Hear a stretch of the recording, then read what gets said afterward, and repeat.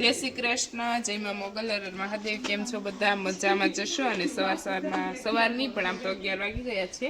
અને ગાઈસ અત્યારમાં જવાનું છે આપણે વાડીએ, અને વાડીએ જઈને રસોઈ બનાવવાની છે. વ્લોગમાં બના રહેજો. હેલો ગાઈસ, હવે અમે ધીમી ધીમી પ્રગતિએ વાડીએ પહોંચવા આવી ગયા છીએ. અને મારા મીનાક્ષી દીદી જો ફૂલ આમ ફાસ્ટ જાય છે. મીનાક્ષી દીદી કંઈક તો બોલો. તમે કેમ સુન? હા, આયા તડકો થઈ ગયો છે ને તડકો થતા થતા વાડીએ ધીમે ધીમે પોગી ગયા. ધીમે ધીમે પહોંચી જાય ગાઈસ. અને અમારી ગાયો પહોંચી ગઈ છે વાડીએ. હા, અમારી ગાયો હવે વેલા આવી જાય અને અમે પાછળથી આવીએ એવું થાય છે. પ્રકાશભાઈ યુટ્યુબર પણ પહોંચી ગયા છે ક્યારના વાડીએ. હા, ઈ પણ આવી ગયો કારણ કે આજે કપાસ ઘરે લઈ જવાનો હતો અને આ કપાસ એટલો વીણાઈ ગયેલો છે. જો આ કપાસ વીણાઈ ગયો એટલે ઘરે પહોંચાડી દીધો છે.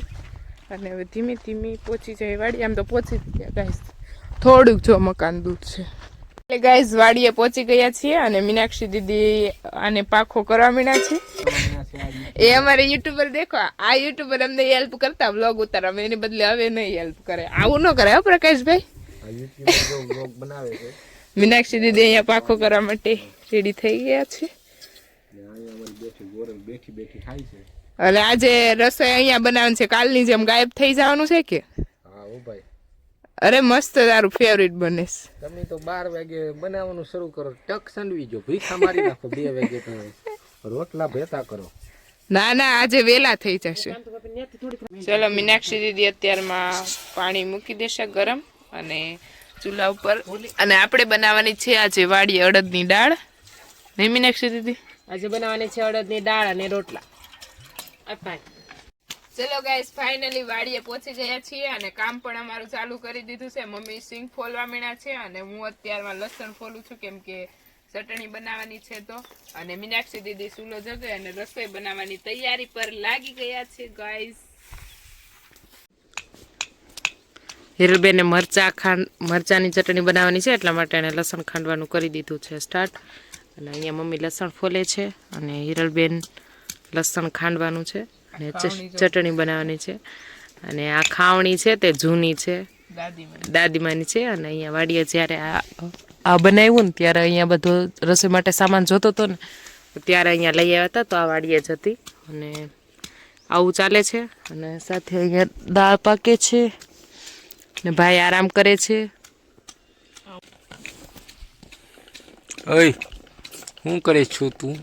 શું કરે છો?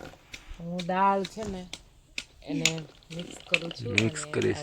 ગઢિયાની જેવણી લાકડાની લાકડાની. ઓય, હું તો લસણની ચટણી બનાવું. મમ્મી લસણ ફોલે છે યાર. સ્માઈલ. હળદર નાખી દીધી, નિમક એકવાર નાખેલું છે એટલે ટેસ્ટ કરીને પછી નાખશું, નહીંતર ખારું થઈ જાય ને તો પ્રકાશભાઈ વારો પાડી દે. પ્રકાશભાઈ નામે મરચું ઓછું ભાવે છે એટલે માટે થોડુંક જ નાખશું. બસ બસ બસ બસ. બસ હવે ખાંડેલું નહીં નાખતા. બસ ઓકે. અને હવે થોડીક છાશ નાખી અને એને પાકવા માટે. ગાઈસ, મીનાક્ષી દીદીએ દાળ પણ બનાવી નાખી છે અને અત્યારમાં રોટલા બનાવવાનું કામ કરી દીધું છે એને પણ ચાલુ. અને મીનાક્ષી દીદી ગાઈસ આપણે અડદની દાળ નથી ખાતા એટલે મમ્મી એના માટે તાંજળિયાની ભાજી લાવી અને ભાજી કટિંગ કરવા માંડ્યા છે ગાઈસ. તો અહીંયા મમ્મી ભાજી કટિંગ કરે છે અને અહીંયા મીનાક્ષી દીદી રોટલા બનાવવા માંડ્યા છે. બપોરનો સમય થઈ ગયો છે અને રોટલા બનાવવાની શરૂઆત કરી દીધી છે. અડદની દાળ પણ બની ગઈ છે અને રોટલા બની જાય પછી પાપડ શેકી નાખવાના છે.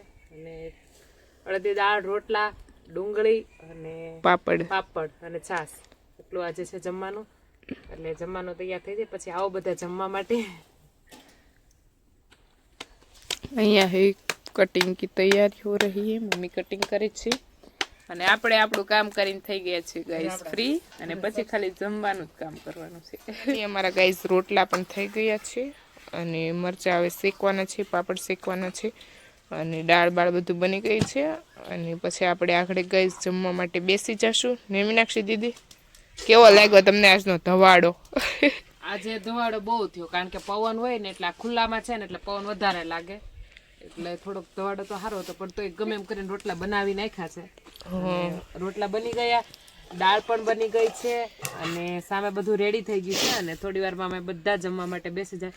મતલબ ભાઈના વેઇટિંગમાં છીએ. ભાઈ આવે એટલે પછી અમે બધા જ બેસી જશું જમવા માટે. અમારે ગાયોને પીવડાવવાનું પાણી ખાલી થઈ ગયું હતું, અને પાણી ખતમ થઈ ગયું હતું, એટલા માટે હિરલબેને મોટર ચાલુ કરી દીધી છે.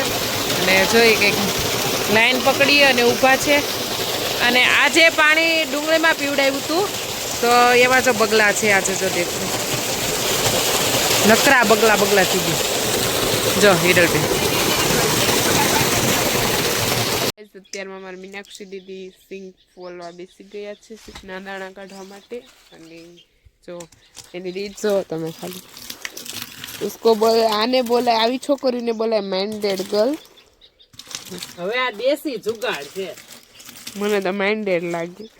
તે દેશી છે. મને યાદ છે પેલા આપણે જયારે વધારે સિંગ કરતા ને ત્યારે છે ને, મતલબ ત્યારે હું આમ નાના હતા, ત્યારે મારા દાદા હતા ને, તો મારા દાદા છે ને આ રીતે સિંગ કરતા. બોલો મોટો ચાવણો હોય, અને ચાવણામાં છે ને લાટ બધી માંડવી નાખી, અને પછી આવી રીતે છે ને સામે બેઠા હોય, અને એમાં છે ને ઈટ હોય ને, તો ઈટ આવી રીતે ઘસે. એ તો મને પણ યાદ છે શાયદ. હા, તો એ રીતે છે ને જયારે બી બહુ બધું વાવવાનું હોય ને સિંગનું, ત્યારે એ તો હવે બધા રેડીમેડ લઈએ, બાકી પેલા બધું જેટલું હોય ને એટલું ઘરે જ કાઢતા. એટલે ચલો ગાઈઝ, અત્યારમાં આપણે માંડવી કાઢવાનું કામ કરી દીધું છે ચાલુ, કારણ કે આપણે વાડીએ કોઈ પણ ભરેલા રીંગણાનું શાક, કારેલાનું શાક કે એવું કંઈ પણ બનાવવું હોય તો ત્યાં આગળ સિંગ જોવે. તો એટલા માટે સિંગ અહીંયા વાડીએ નથી, તો એના માટે થોડીક સિંગ લઈ આવ્યા હતા ઘરેથી. અને અત્યારે હું વાડી ફ્રી છું, તો મેં કીધું કે એમાંથી થોડુંક સિંગના દાણા કાઢી નાખું. અને બસ આવી રીતે સિંગના દાણા કાઢી અને પછી જવાનું છે આટો મારવા માટે, કારણ કે જે કપાસ છે મોટો એમાં પાણીમાં ચડાવી દીધું છે. અને હું ત્યારે તમને આગળ જઈને દેખાડીશ કે કેવું છે તે આગળ. આવું ચાલે છે. અને બસ ગાયું હવે ખાઈ લીધું, પી લીધું ને બેસી ગયું. અને પછી થોડીક વાર પછી એકવાર પાણી પાઈ દેશું, અને નિરણ નીરી અને પછી એને લઈ જવાનું છે ઘરે.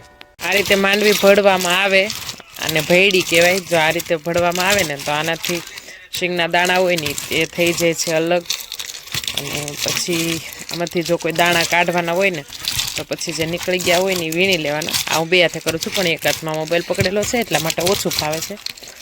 પણ આ રીતે કરી એટલે આમાંથી સિંગના દાણા થઈ જશે અલગ, અને એ આ રીતે વીણી લેશું. અને વીણી અને આવી રીતે બધા કાઢી લીધા છે. જો એટલા થઈ ગયા છે, અને અહીંયા એટલા ફોફાઓ છે, અને અહીંયાથી બધું સાફ થતું જાય છે આરવાર. અને આવી રીતે અમે સિંગના દાણા છે એ પણ આપણે કાઢી લેશું. અને પછી બસ હવે થોડીક એટલીક જ છે, બાકી બધી સિંગ જે હતી તે ફોલાઈ ગઈ છે. અને એટલું કાઢીને પછી આપણે સિંગનું કામ કરી દઈશું પૂરું. અહીંયા ભાઈ સાહેબ સૂતા છે, અને ભાઈ સાહેબ પુષ્પા કેટલી વાર મૂવી જોયું તે? 4 વાર પુષ્પા મૂવી અહીંયા વાડીએ કેટલી વાર જોયું? 4 વાર વાડીએ. જો આવા જલસા ગામમાં કોને છે? જો એટલા સરસ લીમડા નીચે સૂતા છે અહીંયા ભાઈ. અને જો, અને હવે આપણે આગળ જઈએ છીએ. અહીંયા છે સીતાફળી, અને હું જાઉં છું હવે આટો મારવા માટે. અહીંયા જો વાવેલા છે ચણા છે, પછી સામે ઘઉં છે. તો બધું ધીમે ધીમે આપણે જઈએ છીએ આટો મારવા માટે, અને કઈ રીતનું બધું આગળ છે તે હું તમને બતાવીશ. ઠીક આવે છે અને સામે જાય છે, અને અહીંયા તૂટી ગયું હોય એવું લાગે છે. અહીંયા તૂટી ગયું છે, અને આવી રીતે. અને જો આમાં પણ કપાસ સરસ આવી ગયો છે કપાસ. અને અહીંયા એટલો મોટો કપાસ, અને બસ આવી રીતે જો કેટલો લાંબો કપાસ છે. અને એમાં કપાસ પણ વીણવાની તૈયારી છે, પણ જે કાળુભાઈ છે એ એવું કહેતા હતા કે એકવાર આને પાણી પાઈને પછી વીણે તો કપાસમાં વજન વધે. એટલા માટે આ કેટલા દાડામાં પાણી જાય? અનલિમિટેડ કપાસને પાણી પાવાનું ચાલુ કરી દીધું. હા, જો આવી રીતે તવડા પડી ગયા ને પછી પાણી પાયું. એટલે આવી રીતે, અને પછી પાછી એક વીણી કપાસની આવી જાય, પછી આ કપાસ કાઢી નાખવાનો છે, અને અહીંયા કંઈક કરવાનું છે નવું પીત. અને બસ આવી રીતે આટો મારતા મારતા અમે પહોંચી ગયા છીએ કાકાની વાડીની બાજુમાં. આ એક્ઝેક્ટ છે બાજુમાં મારા કાકાની વાડી. અને ત્યાં છે કંઈક આલું, ચલો તે પણ બતાવું તમને.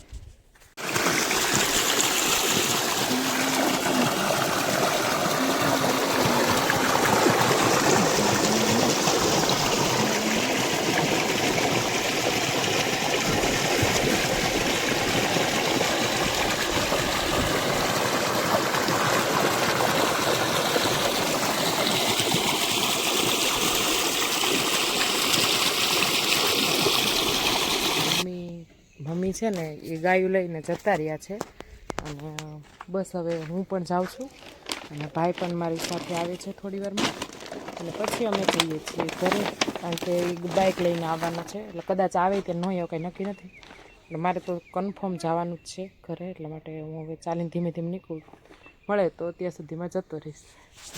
આજનો વ્લોગ થાય છે અહીંયા પૂરો અને અમે પણ હવે ઘરે જઈશું અને ઘરે જવા માટે નીકળી ગયા છીએ. અને ગાઈઝ હું ઘરે જાઉં છું એટલે રસ્તામાં એક અમારે આડું આવ્યું છે ઘાસ, જેનું નામ છે કલાર, અને મને એનું ખાસ બહુ નામ નથી આવડતું પણ કલાર કદાચ છે એવું જ કંઈક છે. અને એ જે ઉંબાડિયું બનાવે એ ઉંબાડિયામાં ઉપયોગમાં થાય એવું ઘાસ પણ હવે આપણે સૌરાષ્ટ્રમાં પણ થાય છે.